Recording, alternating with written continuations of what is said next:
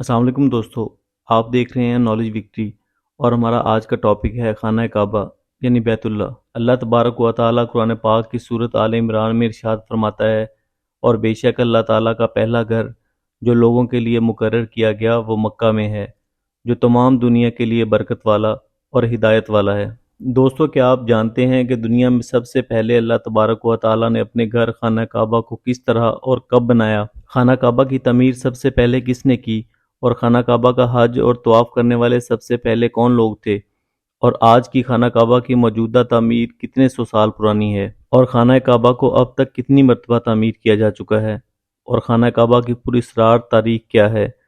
دوستو، ان تمام سوالات کے جوابات قرآن و احادیث کی روشنی میں آج کی اس ویڈیو میں ہم آپ کو بتائیں گے، لہٰذا آپ سے گزارش ہے کہ ہماری اس ویڈیو کو اینڈ تک ضرور دیکھیے گا۔ خانہ کعبہ ایک ایسا مقدس مقام ہے جس کو دیکھنے کے لیے ہر مسلمان تڑپتا ہے اور جس کا طواف کرنے کے لیے ہر مسلمان کا دل ترستا ہے۔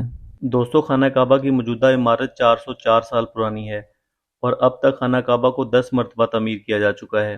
خانہ کعبہ کی سب سے پہلی تعمیر حضرت آدم علیہ السلام کی تخلیق سے 1000 سال پہلے ہوئی۔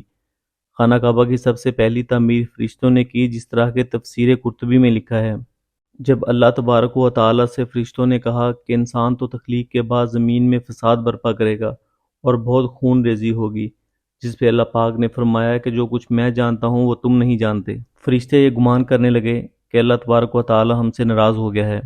اس وقت فرشتے اللہ تبارک و تعالیٰ کو راضی کرنے کے لیے اللہ تبارک و تعالیٰ کے عرش کے نیچے طواف کرنے لگے اور اللہ پاک کی تسبیح بیان کرنے لگے، تو اللہ تبارک و تعالیٰ نے ان پر رحمت نازل فرمائی اور اپنے عرش کے نیچے خوبصورت اور حسن و جمال والا گھر تعمیر کیا جو زبرجد کے 4 ستونوں پر قائم تھا۔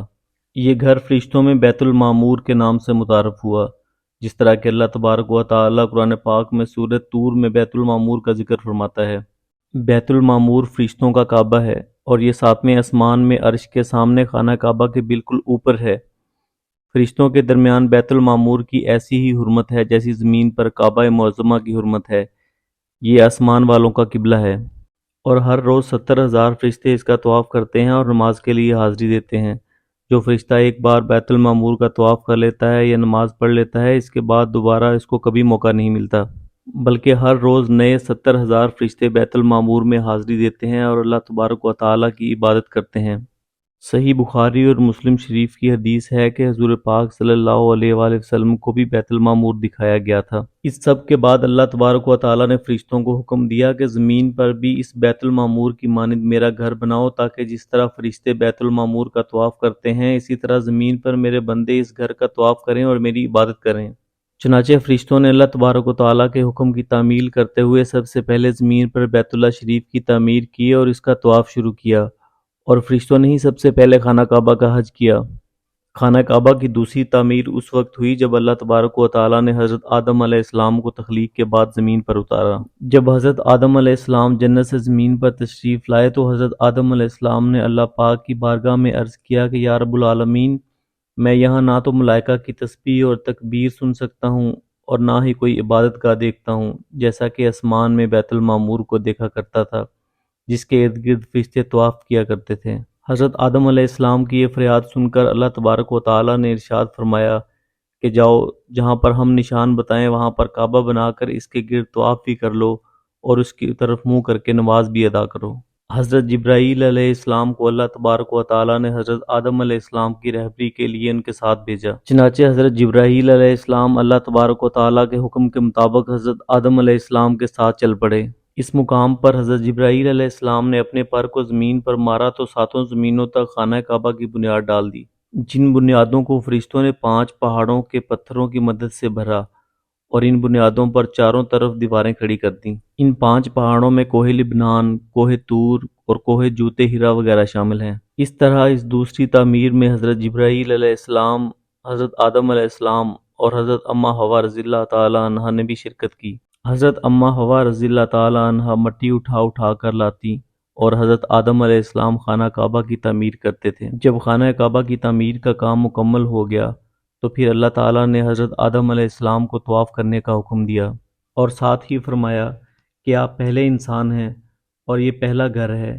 پھر حضرت آدم علیہ السلام خانہ کعبہ کی طرف منہ کر کے نماز ادا کیا کرتے تھے اور اللہ تبارک و تعالیٰ کی عبادت میں مشغول رہا کرتے تھے۔ خانہ کعبہ کی تیسری تعمیر۔ دوستو، تعمیر آدم کے بعد وقت کے ساتھ ساتھ خانہ کعبہ کی دیواریں بھی کمزور ہونے لگیں، تو حضرت آدم علیہ السلام کے بیٹے حضرت شیش علیہ السلام نے مٹی اور پتھروں سے خانہ کعبہ کو دوبارہ تعمیر کیا، جبکہ بعض مفسرین کا یہ کہنا ہے کہ حضرت شیش علیہ السلام نے صرف خانہ کعبہ کی مرمت کا کام کیا۔ اب بات کرتے ہیں خانہ کعبہ کی چوتھی تعمیر کے بارے میں۔ خانہ کعبہ کی چوتھی تعمیر اس وقت ہوئی جب اللہ تبارک و تعالیٰ نے حضرت نوح علیہ السلام کی قوم پر طوفان کا عذاب بھیجا۔ طوفان نوح میں خانہ کعبہ کی عمارت غائب ہو گئی تھی۔ بعض روایات کے مطابق خانہ کعبہ کی عمارت کو اٹھا لیا گیا تھا۔ یہ جگہ صرف ایک اونچے اور سرخ ٹیلے کی طرح رہ گئی تھی۔ اس طوفان کے بعد جب حضرت ابراہیم علیہ السلام اس دنیا میں تشریف لائے تو اللہ تبارک و تعالیٰ نے حضرت ابراہیم علیہ السلام کو خانہ کعبہ کی تعمیر کرنے کا حکم دیا۔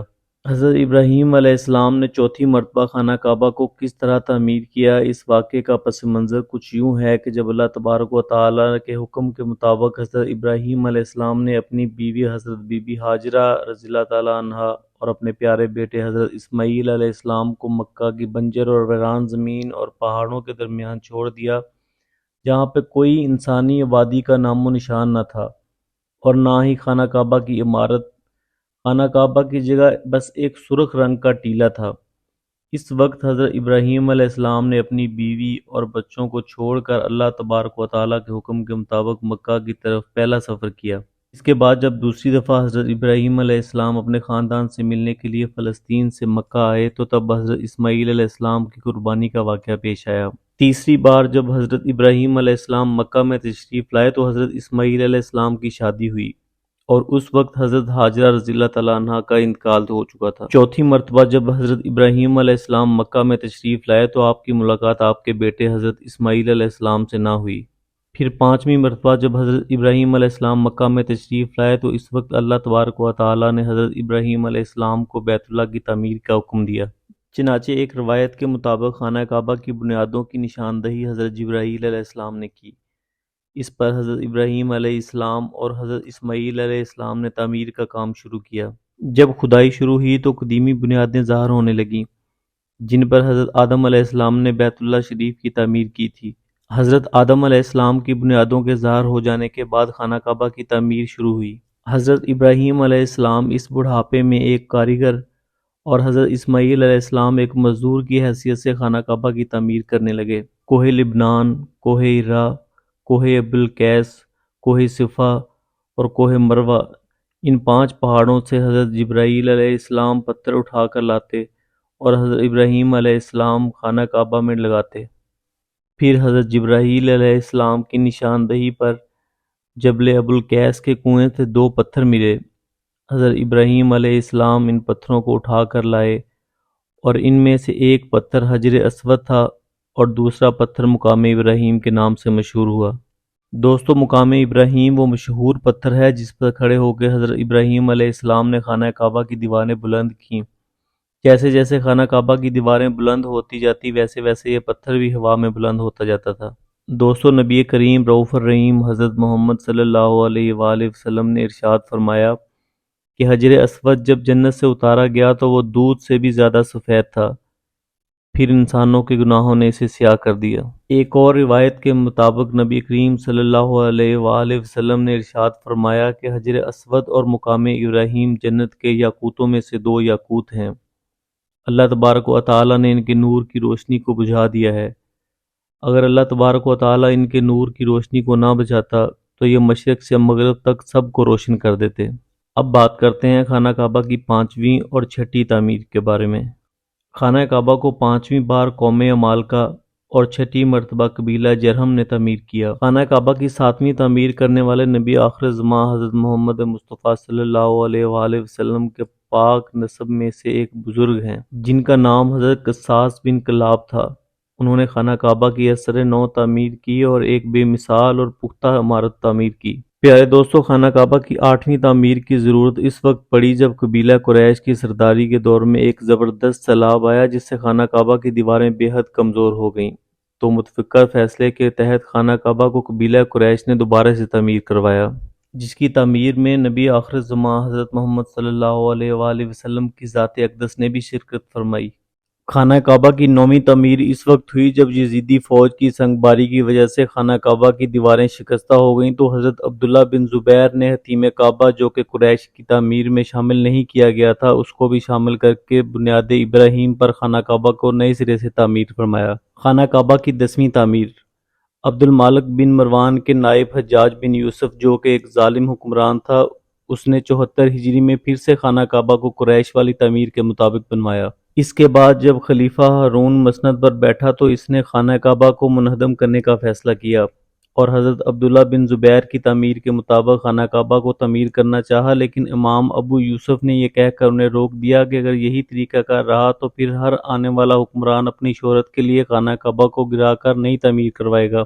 اس طرح لوگوں کے دلوں سے اس گھر کی عظمت کم ہوتی جائے گی۔ پھر 1040 ہجری میں سلطنت عثمانیہ کے سلطان مراد بن احمد خان شاہ قسطنطنیہ نے حجر اسود والے رکن کے علاوہ ساری عمارت کی بنیاد کو بنیاد حجاج کے مطابق تعمیر کروایا اور اس تعمیر کا کام 6 ماہ میں مکمل کیا۔ اس نے خانہ کعبہ کے اندر سنگ مرمر کا پتھر لگوایا اور نہایت ہی خوبصورت چھت بنوائی اور نہایت ہی نفیس اور ریشمی سیاہ رنگ کا پردہ خانہ کعبہ پر ڈالا گیا جس پر کلمہ طیبہ تحریر کیا گیا تھا۔ اس طرح سلطنت عثمانیہ کی تعمیر کے بعد شاہ فہد بن عبدالعزیز نے سن 1417 کو بیت اللہ شریف کی تجدید کا کام شروع کیا، لہذا اس طرح خانہ کعبہ کی موجودہ عمارت کم و بیش 404 سال پرانی ہے، کیونکہ یہ عمارت 1040 ہجری میں بنی اور اب 1444 ہجری ہے۔ اس کے بعد آخری دفعہ خانہ کعبہ کی تفصیل سے آرائش 1996 میں ہوئی تھی۔ یہ اب تک کی سب سے بڑی اور آخری تعمیر تھی، لیکن خانہ کعبہ کی توسیع اور آرائش کا کام ابھی بھی ہو رہا ہے اور موجودہ ٹیکنالوجی اور سہولیات کو مد نظر رکھتے ہوئے اس کو ایڈ آن کیا جا رہا ہے۔ اللہ پاک سے دعا ہے کہ اللہ پاک ہر مسلمان کو اپنے گھر کی بار بار حاضری نصیب فرمائے۔ آمین ثم آمین۔